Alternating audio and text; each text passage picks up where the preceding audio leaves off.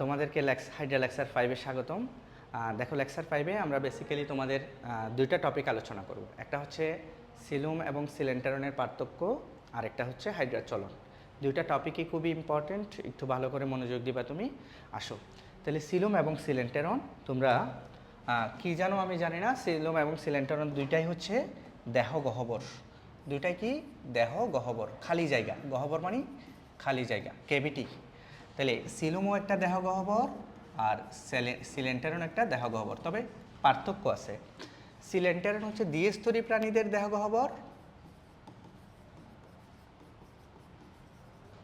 আর সিলুম হচ্ছে ত্রিস্তরী প্রাণীদের দেহ গহ্বর।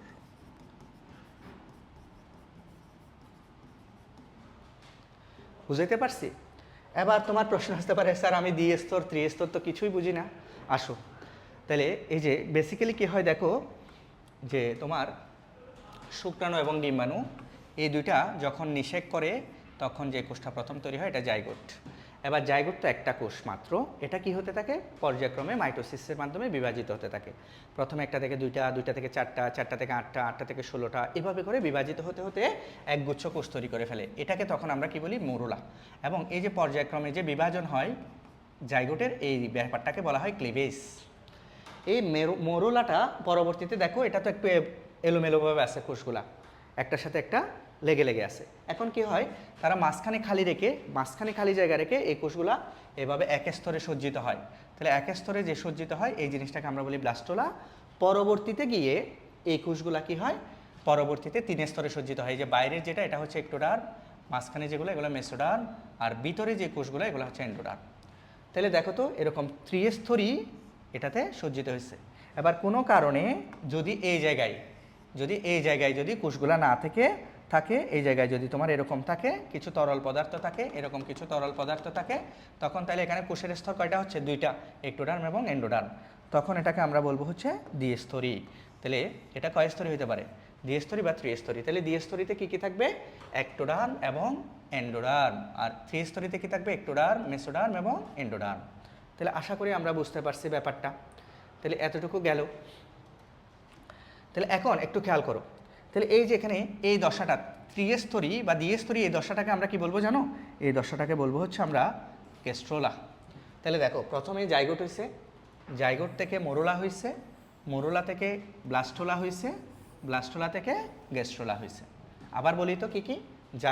জাইগোট থেকে মরুলা, মরুলার পরে ব্লাস্টোলা, ব্লাস্টোলার পরে কি? গ্যাস্ট্রোলা। এখন এই গ্যাস্ট্রোলাতে দেখো তো, এরকম একটা ভিতরের দিকে ঢুকে এরকম একটা খালি জায়গা তৈরি করছে। এই জায়গাটাকে বলি হচ্ছে আমরা আর্কেন্টেরন।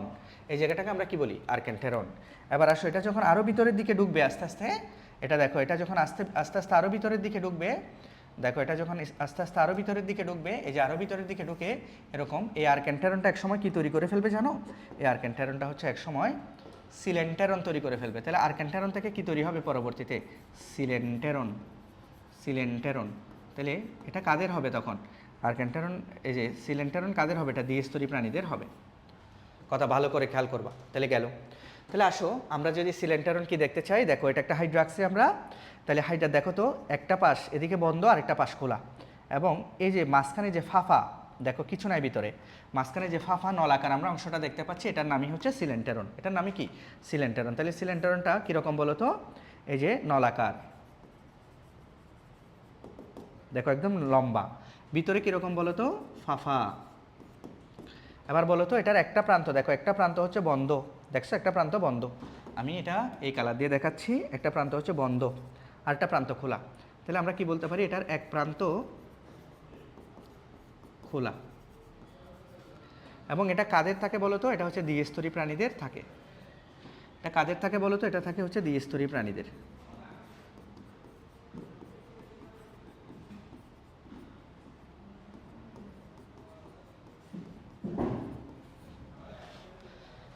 আচ্ছা আসো, তাহলে আবার আসো তো, সিলেন্টারন কাকে বলে একটু ভালো করে পড়ে নিই। সিলেন্টারন কাকে বলে যদি পরীক্ষা আসে? দ্বিস্তরী প্রাণীদের নলাকার ফাফা এক প্রান্ত খোলা যে তোমার ইয়াটা দেখা যাচ্ছে, গহ্বরটা দেখা যাচ্ছে, এটাকেই সিলেন্টারন বলা হয়। তাহলে আসো তো আবার মুখে মুখে আবার বলি, যে দ্বিস্তরী প্রাণীদের এক প্রান্ত খোলা ফাফা এবং নলাকার যে গহ্বরটি বিদ্যমান তাকে বলা হয় সিলেন্টারন। আবার বলি, তাহলে দ্বিস্তরী প্রাণীদের এক প্রান্ত খোলা নলাকার এবং ফাঁপা যে গহ্বর বিদ্যমান তাকে কি বলা হয়? সিলেন্টারন বলা হয়। বুঝতে পারছো? তাহলে এটা গেল। এবার আসো তো যে সিলেন্টারন, দেখো তো এই সিলেন্টারন মাঝখানের এটা এই যে সাদা কোষের এই লেয়ারটা দ্বারা আবৃত আছে, এই যে এই লেয়ারটা কোষের এই লেয়ারটা দ্বারা আবৃত আছে। তাহলে বলো তো কোষের এই লেয়ারটা কি? গেস্ট্রোডার্ম। তাহলে বলো তো যে সিলেন্টারন কি দ্বারা আবৃত থাকে? সিলেন্টারন আবৃত থাকবে কি দ্বারা? বলো তো সিলেন্টারন আবৃত থাকবে গেস্ট্রোডার্ম দ্বারা, গেস্ট্রোডার্মিস দ্বারা, গেস্ট্রোডার্মিস দ্বারা। গেস্ট্রোডার্মিসের আরেক নাম কি? অন্ততক বা এন্ডোডার্মিস। তাহলে এটা কি দ্বারা আবৃত থাকবে বলো? গেস্ট্রোডার্মিস দ্বারা। ব্যাপারটা বুঝছো কিনা বলো? এবার বলো এটার উৎপত্তি করতে রাখা হয় আর্কেন্টেরন থেকে, আমরা পড়াইছি। আর্কেন্টেরন কি জিনিস? আর্কেন্টেরন হচ্ছে তোমার ওই যে গ্যাস্ট্রোলাতে যে ছিদ্র, এই যে তোমার যে নলাকার অংশটা থাকে এটা হচ্ছে আর্কেন্টেরন। এবার আসো এটার অভ্যন্তরে কি থাকবে? এবার আসো এটা অভ্যন্তরে কি থাকবে একটু আমরা দেখি। প্রথমে আসো যে এটা কি করে, তাহলে বলো তো এটার কাজটা একটু পরে ফেলি। এটার কাজ হচ্ছে দুইটা কাজ করে। একটা হচ্ছে এটা বহিঃকোষীয় পরিপাক করে। দেখো তোমাকে চতুর্থ ক্লাসে পড়াইছি, এটা বহিঃকোষীয় কি করে? পরিপাক করে। দ্বিতীয় কথা, এবার বলো যে এই নলাকার গঠনটা দিয়ে হাইড্রার দেহে কি হয়? তিনটা জিনিস পরিবাহিত হয়, ট্রান্সপোর্ট হয়। কি কি? একটা হচ্ছে খাদ্যসার। খাদ্যসার মানে হচ্ছে পরিপাকের পর যা তৈরি হয়েছে ওগুলা, যেমন glucose, amino acid, fatty acid, glycerol ওগুলা। আর একটা হচ্ছে রেচন পদার্থ, যে বর্জ্য পদার্থগুলো এটা দিয়ে দেহ থেকে বাইর হয়ে যায়। আর হচ্ছে শ্বসন পদার্থ মানে অক্সিজেন, কার্বন ডাইঅক্সাইড ওগুলা। তাহলে এই নলাকার গঠনটা তিনটা জিনিস পরিবহন করে। কি কি বলো তো? তাহলে একটা হচ্ছে খাদ্যসার, আরেকটা হচ্ছে শ্বসন পদার্থ, আরেকটা হচ্ছে রেচন পদার্থ।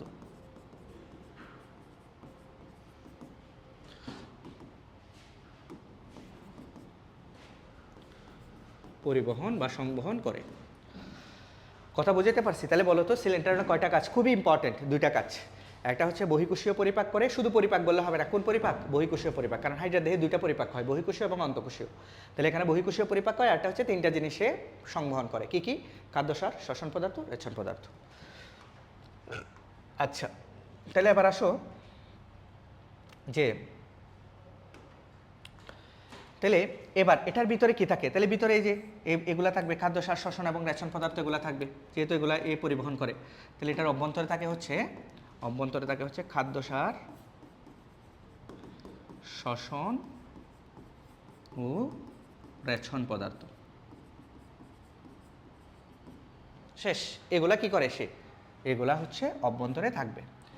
এবার আসো যে সিলেন্টারনের অপর নাম কি? সিলেন্টারনকে আমরা কি নামে ডাকতে পারি? খুবই ইম্পর্টেন্ট। তাহলে সিলেন্টারনের অপর নাম, সিলেন্টারনের কি? অপর নাম, খুব ইম্পর্টেন্ট। তাহলে এটা পরিপাক করে, ভালো করে খেয়াল করো, পরিপাক করে, বহিঃকোষীয় পরিপাক, সেজন্য এটা পরিপাক। এবার বলো এই সংবহনের কাজ করে, তার মানে এই যে তিনটা যে পদার্থ সংবহন করে, তাহলে এটাকে বলবো হচ্ছে আমরা পরিপাক সংবহন গহ্বর। তাহলে বলো এটাকে আমরা কি বলবো? পরিপাক সংবহন গহ্বর বলবো। খুবই ইম্পর্টেন্ট। তাহলে এটা ক নাম্বার প্রশ্নে আসে যে হাইড্রার সিলেন্টারনকে কেন পরিপাক সংবহন গহ্বর বলা হয়? তখন তুমি অ্যাজ ইউজুয়াল বাচ্চাদের মতো এখানে পরিপাক এবং সংবহন হয়, সেই জন্য পরিপাক সংবহন গহ্বর বলা হয় বললে হবে না। বহিঃকোষীয় পরিপাক হয় এবং খাদ্যসার, শ্বসন, রেচন পদার্থ সংবহন হয় বলে এটাকে পরিপাক সংবহন গহ্বর বলা হয়। এভাবে স্পেসিফিক বলতে হবে। দ্বিতীয় কথা, এবার একটু ভালো করে খেয়াল করবা। বলো আমাদের দেহে, আমাদের মানব দেহে আমাদের খাদ্য বলি না, আমরা খাদ্য খাইলে পাকস্থলী বা পেট ভরে যায়। তাহলে আমাদের খাদ্যটা পরিপাক হয় কোথায়? আমরা যদি এমনি নর্মালি বলি আমাদের খাদ্য তো মুখগহ্বরে পরিপাক হয়, পাকস্থলীতে, ক্ষুদ্রান্তে, 3 জায়গায় পরিপাক হয়। কিন্তু যদি বলি এমনি বলি যে খাদ্য কোথায় পরিপাক হয়? পাকস্থলীতে। এবার আসো বায়োলজিতে আমরা পাকস্থলীকে আমরা কি বলি? গ্যাস্ট্রিক। বলো বায়োলজিতে পাকস্থলীকে কি বলা হয়? গ্যাস্ট্রিক বলা হয়। তাহলে এই যে এখানে যে পরিপাক হচ্ছে, দ্যাট মিনস এটা আমরা কার সাথে কম্পেয়ার করতে পারি? পাকস্থলী বা গ্যাস্ট্রিকের সাথে কম্পেয়ার করতে পারি। এবার আসো আমাদের দেহে যে খাদ্যসার, শ্বসন পদার্থ, রেচন পদার্থ এগুলো পরিবহন হয় কি দিয়ে? পরিবহন হয় রক্তের মাধ্যমে, রক্তনালী হয়ে পরিবহন হয়। এটা রক্তনালী, এটার এই যে রক্তের মাধ্যমে এটা পরিবাহিত হয়। তাহলে এটা হচ্ছে রক্তনালী বা রক্তবাহিকা। এখন রক্তনালীকে ইংরেজিতে কি বলে? রক্তনালীকে ইংরেজিতে বলা হচ্ছে ভেসেল। বলো কি বলে? ভেসেল। তাহলে রক্তনালীকে ইংরেজিতে বলা হয় ভেসেল।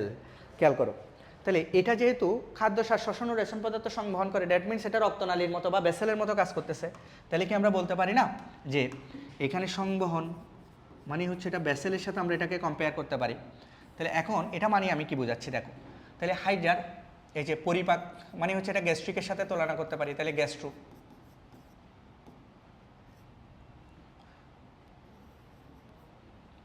আর সংবহন মানে হচ্ছে ভেসেলের সাথে তুলনা করতে পারি, তার মানে হচ্ছে ভাস্কুলার। আর গহ্বর মানে হচ্ছে ক্যাভিটি। গহ্বর মানে কি বললাম? ক্যাভিটি। তাহলে বলো তো আমরা এটাকে ইংরেজিতে কি বলতে পারি? গ্যাস্ট্রোভাস্কুলার ক্যাভিটি বলতে পারি। বলো কি বলতে পারি? গ্যাস্ট্রোভাস্কুলার ক্যাভিটি বলতে পারি। গ্যাস্ট্রোভাস্কুলার ক্যাভিটি বলতে পারি। তাহলে পরীক্ষায় যদি আসে সিলেন্টারন অপর নাম কি? পরিপাক সংবহন গহ্বর বা গ্যাস্ট্রোভাস্কুলার ক্যাভিটি। আবার বলি আমরা সিলেন্টারন থেকে কি কি পড়লাম? প্রথমে পড়লাম হচ্ছে সিলেন্টারন এর সংজ্ঞা। তাহলে দ্বিস্তরী প্রাণীদের ওই যে তোমার এক প্রান্ত খোলা ফাফা নলাকার যে গহ্বর সেটা সিলেন্টারন। সিলেন্টারনের উৎপত্তি হয় হচ্ছে আর্কেন্টেরন থেকে, গ্যাস্ট্রোডার্মিস দ্বারা আবৃত থাকে, অভ্যন্তরে থাকবে খাদ্যসার, শ্বসন ও রেচন পদার্থ, আর এখানে বহিঃকোষীয় পরিপাক এবং খাদ্যসার, শ্বসন এবং রেচন পদার্থ পরিবহন বা সংবহন হয়, সেই জন্য এটার নাম পরিপাক সংবহন গহ্বর বা গ্যাস্ট্রোভাস্কুলার ক্যাভিটি।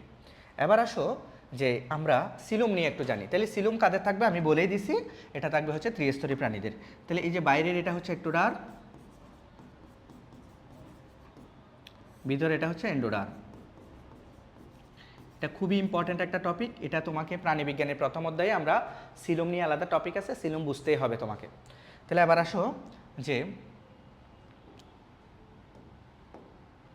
এবার দেখো এটাতে কি আছে, এটাতে এই যে তোমার একটা পর্দা আছে, দেখো এভাবে করে মাস্ক, এই যে এটা কি করছে, আরেকটা পর্দা আছে এখানে। তাহলে এই পর্দাটা কি করছে? একটোডার্ম থেকে এটাকে পৃথক করছে, এই খালি জায়গাটাকে। আর এই পর্দাটা কি করছে? ভিতরেরটা এন্ডোডার্ম থেকে এটাকে পৃথক করছে। তাহলে এই পর্দাটার নাম কি? এই পর্দাটার নাম, এই দুটা মিলে এই পর্দাটার নাম হচ্ছে পেরিটোনিয়াম। বলো এই পর্দাটার নাম কি? পেরিটোনিয়াম। আবার বলো এই পর্দাটার নাম কি? পেরিটোনিয়াম পর্দা। কেমন? তাহলে এখানে পেরিটোনিয়াম পর্দাটা রয়েছে। তাহলে এই খালি জায়গাটা, এটার ভিতরে কোষ আছে, এই যে এটার ভিতরে কোষটা আছে, দ্যাট মিনস এটা মেসোডার্ম। এটা কি ডার্ম? মেসোডার্ম। তাহলে মেসোডার্ম দেখো তোমরা এসএসসিতে পড়ছো, কোষগুলো মিলিতভাবে টিস্যু তৈরি করে, টিস্যুগুলো মিলিতভাবে অঙ্গ তৈরি করে, অঙ্গগুলো মিলিতভাবে তন্ত্র, তন্ত্রগুলো দেহ তৈরি করে। তাহলে এখানে দেখো আমরা মেসোডার্ম, তার মানে এখানে কোষ থাকবে। তাহলে কোষগুলো এখানে দেখাবো না আমরা, যদিও কোষ আছে কিন্তু কোষগুলো দেখাবো না। কোষগুলো কি তৈরি করে ফেলছে? টিস্যু, অঙ্গ এগুলো তৈরি করে ফেলছে। তার মানে কোষগুলো অঙ্গে পরিণত হয়ে গেছে। তাহলে এগুলা, এই যে আমরা এগুলো এখানে যেগুলো দেখাইলাম এখন, এগুলা হচ্ছে অঙ্গ। তার মানে এখন অঙ্গ অবশ্যই কোষ থেকেই আসছে, তার মানে এখানে কোষ আছে, বোঝাই যাচ্ছে। তাহলে এটা হচ্ছে মেসোডার্ম। তাহলে মেসোডার্মে যে খালি জায়গাটা, সিলোম মানে তো দেহ গহ্বর বা খালি জায়গা। তাহলে সিলোমে এই যে ত্রিস্তরী প্রাণীদের যে খালি জায়গাটা, এটাই হচ্ছে তোমার কি? দেহ গহ্বরটা, এটাই হচ্ছে সিলোম। তাহলে সিলোম কোথায় থাকে? এই যে মেসোডার্মে থাকে। তাহলে এটা মেসোডার্ম থেকে সৃষ্টি হয়। এবং এখানে এটা কি দ্বারা আবৃত থাকে বলো তো? এই যে সিলোমটা কি দ্বারা আবৃত থাকে? সিলোমটা আবৃত থাকে পেরিটোনিয়াম দ্বারা। বলো কি দ্বারা? পেরিটোনিয়াম দ্বারা। সিলোমে অঙ্গ থাকে, কিন্তু সিলেন্টারনে কোনো অঙ্গ আছে? নেই। গেল।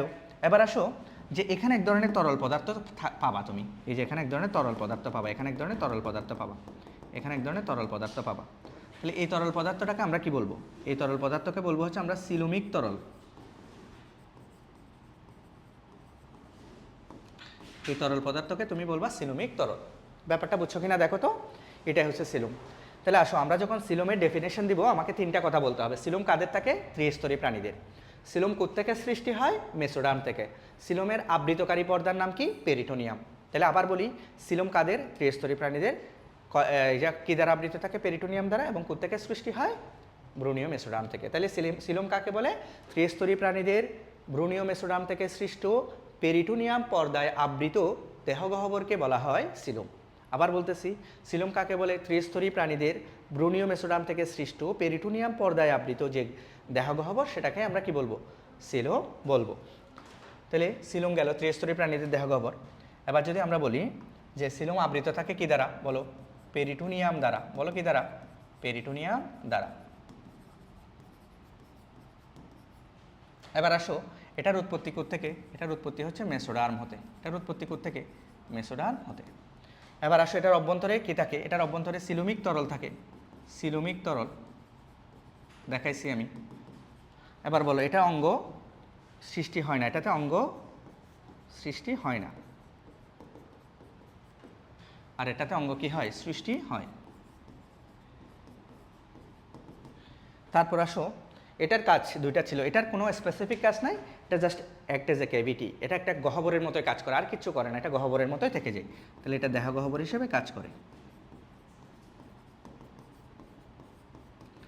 আর এটার আমরা কোনো কি পাবো না? এক্সট্রা বা অপর নাম পাবো না। এই হচ্ছে সিলোম এবং সিলেন্টারনের পার্থক্য। বলো, আশা করি তুমি পারবা।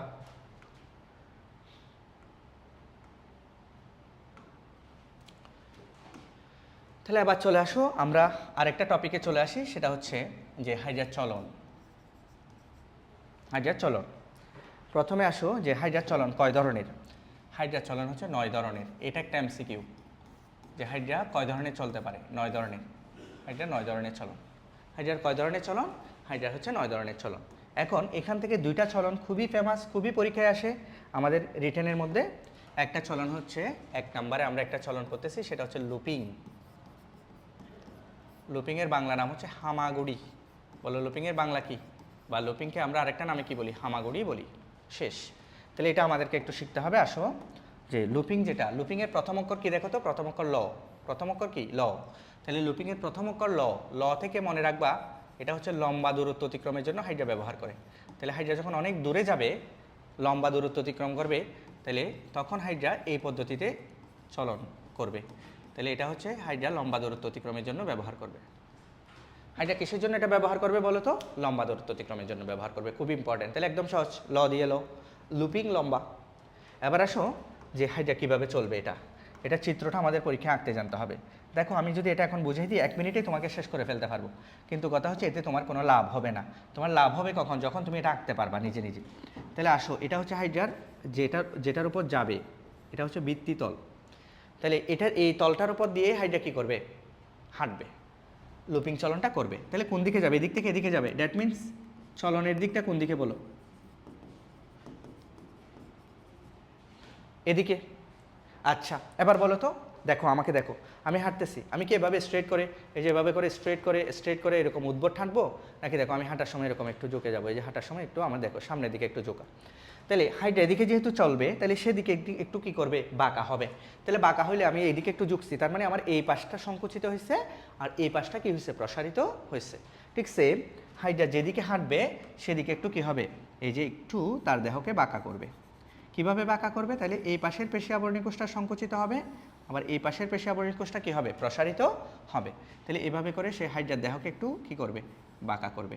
হাইড্রার দেহকে একটু কী করবে? বাঁকা করবে। এই যে হাইড্রার দেহকে একটু বাঁকা করবে। এই যে হাইড্রার দেহকে একটু বাঁকা করবে।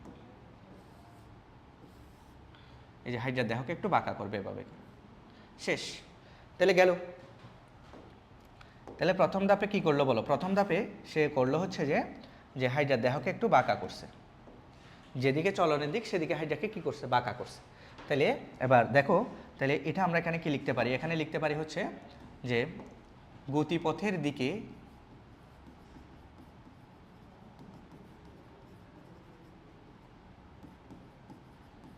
দেহকে বাঁকানো। কিভাবে বাঁকাইছে?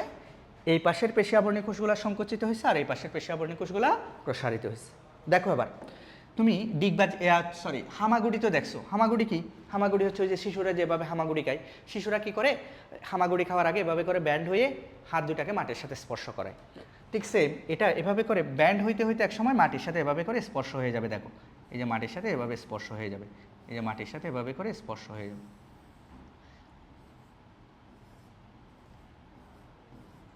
এই যে স্পর্শ হয়ে গেছে। তাহলে বলো তো এই জায়গায় একটা ইউ আকৃতির অংশ সৃষ্টি হয়েছে। দেখো এই জায়গায় একটা ইউ আকৃতির অংশ সৃষ্টি হয়েছে, যে ইউ আকৃতির একটা অংশ সৃষ্টি হয়েছে। তাহলে ইউ আকৃতির অংশকে সবসময় আমরা কি বলি? ইউ আকৃতির অংশকে সবসময় বলি হচ্ছে আমরা লুপ। কি বলি? লুপ, ফাঁস। এই যে লুপ বলি।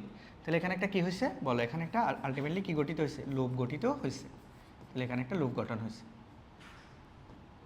এখানে একটা লুপ গঠন হয়েছে।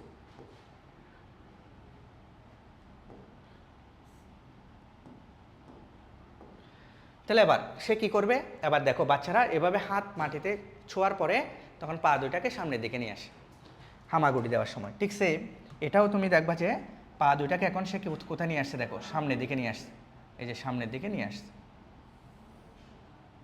দেখো সামনের দিকে নিয়ে এসে সে কীরকম হয়ে গেছে? দেখো এই যে এরকম হয়ে গেছে।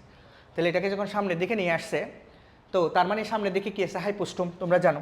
তাহলে আমরা এভাবে বলতে পারি এটাকে পাদচাকতিকে মুক্ত করে, পাদচাকতিকে মুক্ত করে, পাদচাকতিকে মুক্ত করে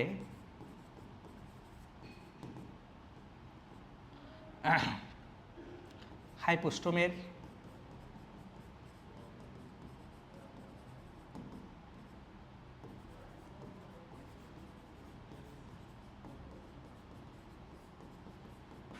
কাছাকাছি স্থাপন।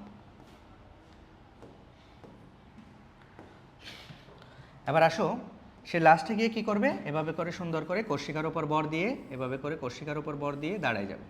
এই যে কর্ষিকার উপর বর দিয়ে দাঁড়ায় যাবে, এই যে এভাবে করে কর্ষিকার উপর বর দিয়ে দাঁড়ায় যাবে। আচ্ছা, এটা আমি আর একটু সুন্দর করে দেখাই তোমাদেরকে, আর একটু সুন্দর করে দেখাই।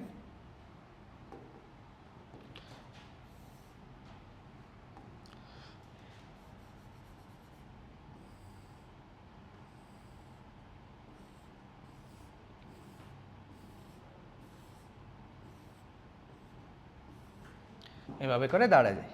তাহলে আমরা কি বলতে পারি, পাদচাকতির উপর ভর দিয়ে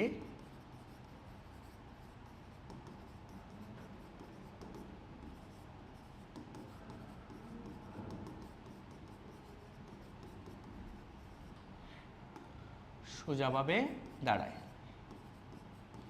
দেখো, একটু সময় লাগলেও তুমি যদি নিজে নিজে আমার সাথে সাথে একে একে করো, কত সুন্দর এটা পরীক্ষা আঁকতে পারবা, তুমি ফুল নাম্বার পেয়ে যাবা। তাহলে এখন আমরা যে চলনটা পড়লাম এতক্ষণ পর্যন্ত, আমার সাথে তুমি যে চলনটা পড়লাম, তাহলে এটা কিসের চলন? চিত্র হাইড্রার লুপিং চলন।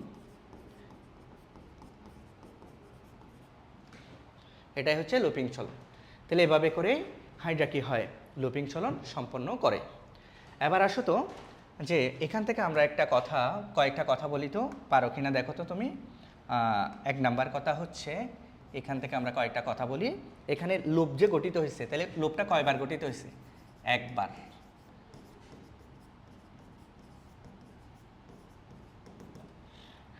তাহলে কয়বার লুপ গঠিত হয়েছে বলো তো? একবার, এক নাম্বার। দ্বিতীয় কথা সেটা হচ্ছে, হাইড্রা এরকম লুপিংয়ের মাধ্যমে কতটুকু দূরত্ব অতিক্রম করতে পারে দেখো তো। আমি যদি তোমাকে এভাবে বুঝাই, একটু বুঝো কিনা দেখো তো তুমি, যে এই যে এতটুকু যদি, যে হাইড্রার যে দৈর্ঘ্যটা, এটা যদি ধরো 5 মিটার হয়, তাহলে সে এই পাদচাকতিটাকে এখান থেকে সরিয়ে এখানে অর্ধেক নিয়ে আসবে, মানে 2.5 মিটার পর্যন্ত নিয়ে আসবে। তাহলে কি বুঝলা তুমি? তাহলে বুঝলা হচ্ছে যে যে এই যে এটাতে দেহের কতটুকু দূরত্ব অতিক্রম হয়? দেহের অর্ধেক দূরত্ব অতিক্রম করে, অর্ধেক দূরত্ব। তাহলে কতটুকু দূরত্ব অতিক্রম করে? অর্ধেক দূরত্ব অতিক্রম করে। খুবই ইম্পর্টেন্ট, অতিক্রম করে, খুব ইম্পর্টেন্ট। এরপরে আসো, যে আমরা আরেকটা চলনে চলে আসি। সেই চলনটা হচ্ছে সমারসল্টিং। সেই চলনটা হচ্ছে সমারসল্টিং।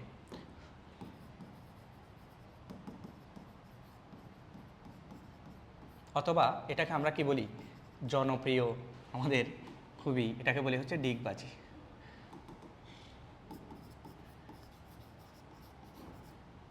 তাহলে এটা হচ্ছে ডিগবাজি। তাহলে এখন দেখো তো, যে সমারসল্টিং দন্ত স দিয়ে মনে রাখবা সাধারণ, দন্ত স দিয়ে কি মনে রাখবা? সাধারণ চলন পদ্ধতি।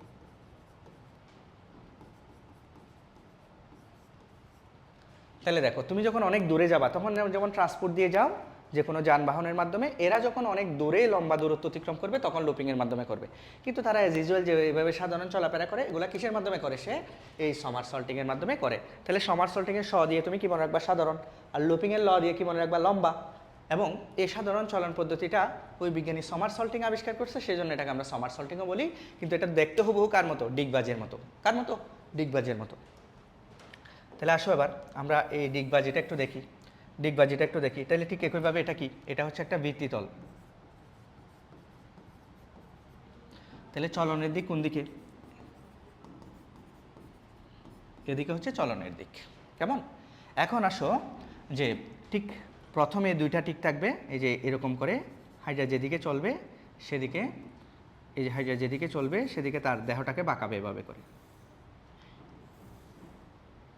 এভাবে করে বাঁকাবে,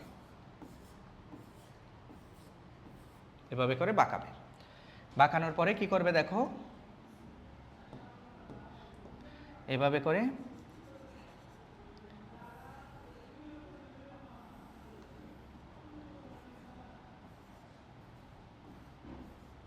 এভাবে করে একটা লুপ গঠন করবে। লুপ গঠন করার পরে দেখো কি করবে, আরো সহজ, যে ডিগবাজি না, তাহলে এখন উল্টা যাবে। ওটাতে কি করছিল? এটাকে মুক্ত করে সামনের দিকে আনছিল, তাহলে এখন উল্টায় যাবে। তাহলে উল্টা যাওয়ার জন্য এটা সোজা উপরের দিকে উঠে যাবে। তাহলে দেখো তো, এখন এটা সোজা উপরের দিকে উঠলে কীরকম দেখায়? এই যে দেখো, এই যে উপরের দিকে উঠে গেছে। এখন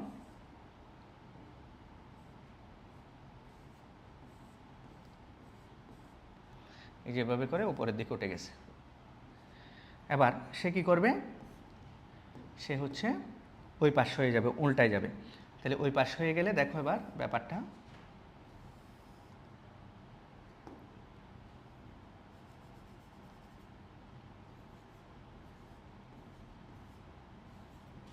এই যে এরকম উল্টায় গেছে এবং লাস্টে সে কি হয়ে যাবে, সুন্দর করে সোজা হয়ে দাঁড়ায় যাবে, সোজা হয়ে দাঁড়ায় যাবে।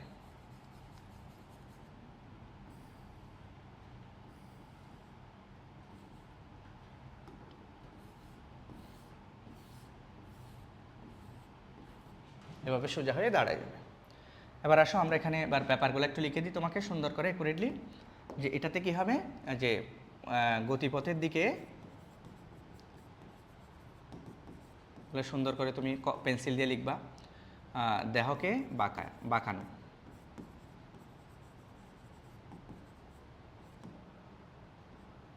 এবার আসো এটাতে কি হয়েছে, লুপ গঠন করছে সে, আর এটাতে কি করছে, সে কর্ষিকার উপর বর দিয়ে দাঁড়াইছে, কর্ষিকার উপর বর দিয়ে দাঁড়ায়।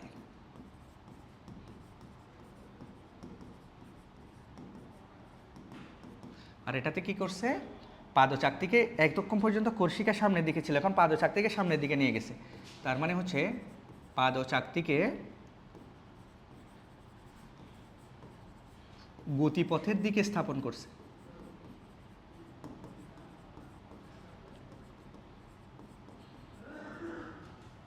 আর এটাতে পাদচাকতির উপর বর দিয়ে সোজাভাবে দাঁড়ায়।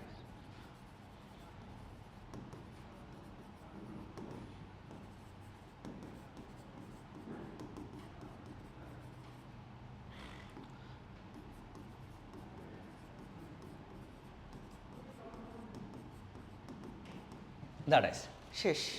কত সুন্দর। তাহলে এতক্ষণ পর্যন্ত তুমি যে চলনটা নিয়ে আঁকলা, এটা কিসের, তাহলে চিত্র হাইড্রার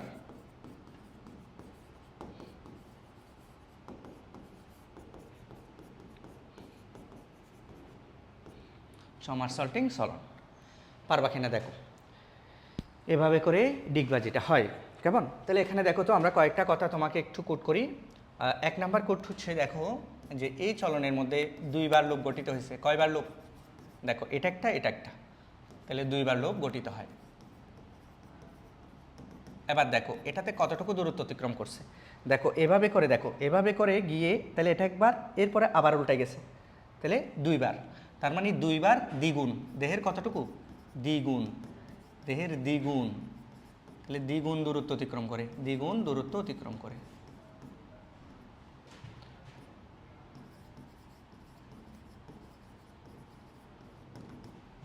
তাহলে তুমি পারবা কিনা দেখো, এটা হচ্ছে আমাদের সমারসল্টিং।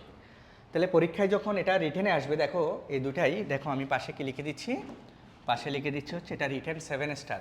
তাহলে এটা আমাদের পরীক্ষায় রিটেনে আসবে, রিটেন 7 স্টার। ঠিক সেম এটাও রিটেন 7 স্টার। তোমাদের পরীক্ষায় ক্লুগুলা খেয়াল করতে হবে, এখানে যে উদ্দীপক সরাসরি সমারসল্টিং সরাসরি লুপিং লিখতে বলবে না, ওই যে একবার লুপ গঠিত হয় বা 2বার লুপ গঠিত হয়, তারপর হচ্ছে ওই যে তোমার লম্বা দূরত্ব, সাধারণ দূরত্ব, এগুলো বলবে তোমাকে, অর্ধেক দ্বিগুণ এগুলো বলবে।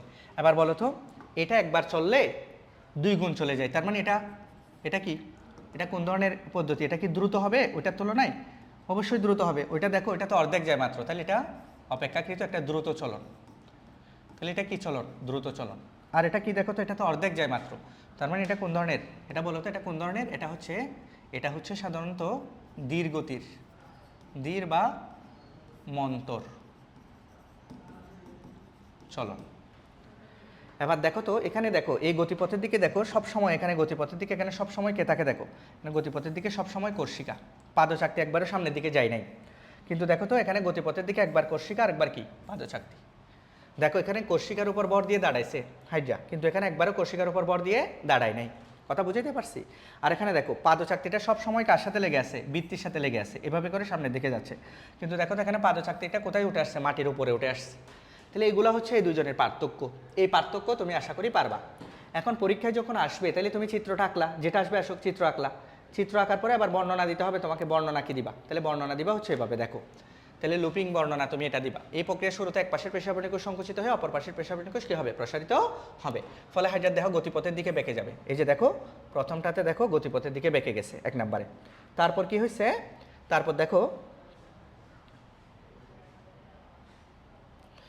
দেখো গতিপথের দিকে বাঁকানোর পরে মৌখিক তলকে ভিতরে এভাবে আটকে ধরছে। এরপরে পাদচাক থেকে মুক্ত করে দেখো, তাহলে বাঁকাইতে বাঁকাইতে এটা দিয়ে আটকে ধরছে। এরপরে পাদচাক থেকে করে তোমার পাদচাক থেকে মুক্ত করে হাইপোস্টোমের কাছাকাছি নিয়ে আসছে এবং এভাবে করে সোজা করে দাঁড়াইছে। এটাতে একটা লুপ তৈরি হয়েছে, অর্ধেক দূরত্ব অতিক্রম করছে এবং লম্বা দূরত্ব অতিক্রমের জন্য এটা ব্যবহৃত হয়। তাহলে সমারসল্টিংয়ে কি, সমারসল্টিংও ঠিক সেম। লাস্টে এখানে এসে কি করছে, কর্ষিকার উপর বর দিয়ে দাঁড়ানোর পরে এই যে পাদচাক থেকে গতিপথের দিকে বাঁকিয়ে লুপ তৈরি করছে। পাদচাক থেকে গতিপথের দিকে বাঁকিয়ে কি তৈরি করছে, লুপ তৈরি করছে এবং সবশেষ এটার উপর দাঁড়াইছে। এটাতে 2টি লুপ তৈরি হয়েছে, দ্বিগুণ দূরত্ব অতিক্রম করছে এবং এটা সাধারণ এবং দ্রুত চলন পদ্ধতি। তাহলে পারবা আশা করি। এবার আসো এই দুইটার পার্থক্যটা আমরা একটু দেখে নিই তো স্যার। পার্থক্যটা খুবই ইম্পর্টেন্ট। তাহলে পার্থক্যটা খুবই ইম্পর্টেন্ট। দেখো এবার পার্থক্যটা খুবই ইম্পর্টেন্ট। 1 নাম্বার হচ্ছে এটা লম্বা দূরত্ব অতিক্রমের জন্য এটা সাধারণ চলন পদ্ধতি। 2 নাম্বার, লুপিংয়ে পাদচাকটি কখনোই মাটির উপরে উঠে আসে নাই, এটাতে আসছে। এটাতে দেখো এটার উপর কর্ষিকার উপর বর দিয়ে দাঁড়ায় না, ওখানে দাঁড়াইছে। এখানে কর্ষিকা সব সময় গতিপথের দিকে ছিল, এখানে কর্ষিকা পাদচাকটি একবার গতিপথের দিকে যায়। আর এখানে 1টি লুপ আর এখানে 2টি লুপ, এখানে অর্ধেক দূরত্ব আর এখানে দ্বিগুণ দূরত্ব, আর এটা মন্তর আর এটা দ্রুত। তাহলে হাইড্রার এই দুইটা চলন থেকে আমাদের রিটেন মানে সৃজনশীলে প্রশ্ন আসে। তাহলে তুমি সৃজনশীলে প্রশ্ন আসলে পারবা কিনা দেখো। এবার আসো এই দুইটা চলন ছাড়া আমরা তো 9 ধরনের চলনের কথা বলছি, আর কি কি চলন আছে? আর চলন আছে দেখো এখানে খুবই ইম্পর্টেন্ট হচ্ছে গ্লাইডিং, তারপর হচ্ছে ভাষা, তারপর হচ্ছে তোমার হামাগুড়ি, হাঁটা। এই 4টা খুবই ইম্পর্টেন্ট। চিত্রগুলো আমি একটু দেখাই তোমাকে পড়াচ্ছি। দেখো একটু চিত্রগুলো দেখাই পড়াচ্ছি। 1 নাম্বার সেটা হচ্ছে গ্লাইডিং চলন। এটা তোমাদেরকে আমি প্রথম অধ্যায়ে পড়াইছিলাম। দেখো এটা হচ্ছে পাদচাকতি। এই যেটা হচ্ছে পাদচাকতি। তাহলে আবার কি করে পাদচাকতি কি করে, আমি বলছিলাম প্রথম অধ্যায়ে পাদচাকতি এরকম কিছু ক্ষণপথ সৃষ্টি করে, যেগুলো হচ্ছে ক্ষণপথ। তো ক্ষণপথ কোন প্রাণী থাকে, যেগুলো হচ্ছে ক্ষণপথ, আবার বলতেছি এগুলো কি ক্ষণপথ। তো ক্ষণপথ কোন প্রাণী থাকে, ক্ষণপথ থাকে হচ্ছে একটা এমিবা নামক প্রাণীতে। তাহলে এই ক্ষণপথ সৃষ্টি করে সে কি করে, সামান্য দূরত্ব অতিক্রম করে। মনে করো হাইড্রা এই জায়গা থেকে এই জায়গায় আসতে চাচ্ছে, খুবই সামান্য দূরত্ব আসতে চাচ্ছে, তখন সে যদি সমারসল্টিং দেয় তাহলে তো সে অনেক দূরে গিয়ে পড়বে। তাহলে এই চলনটা তো আর দেওয়া যাবে না, তখন সে কী করবে, সামান্য পরিমাণ ক্ষণপথ সৃষ্টি করে একটু পাশে চলে যাবে, সরে যাবে। এটাকেই বলবো হচ্ছে আমরা গ্লাইডিং চলন। তাহলে গ্লাইডিং চলনে ক্ষণপথ সৃষ্টির মাধ্যমে হয়, খুব ইম্পর্টেন্ট। তাহলে বলো গ্লাইডিং চলন কিভাবে হয়, ক্ষণপথ সৃষ্টির মাধ্যমে হয়। তাহলে ক্ষণপথ এমিবার থাকে, তাহলে এটার আরেক নাম কি চলন, এমিবয়েড চলন। তাহলে পরীক্ষায় আসবে কোন চলনকে এমিবয়েড চলন বলে, গ্লাইডিং চলনকে। এবার আসবে যে এটা কিসের জন্য ব্যবহার করে, সে খুব সামান্য দূরত্ব অতিক্রমের জন্য এটা ব্যবহার করে, পরীক্ষায় আসবে। তাহলে আবার বলো গ্লাইডিং চলন খুব সামান্য দূরত্ব অতিক্রমের জন্য ব্যবহৃত হয়। তারপর হচ্ছে এটা এমিবয়েড চলন নামেও আমরা এটাকে চিনি, এবং এটা ক্ষণপথ সৃষ্টির মাধ্যমে হয়। তাহলে এটা অত্যন্ত মসৃণ তলে হয়, কারণ মসৃণ তল না হলে এটা পিছলা খাইতে পারবে না। এবার আসো বাসা। তাহলে বাসাটা সে কীভাবে হয়, দেখো এই চিত্রটা দেখো তুমি।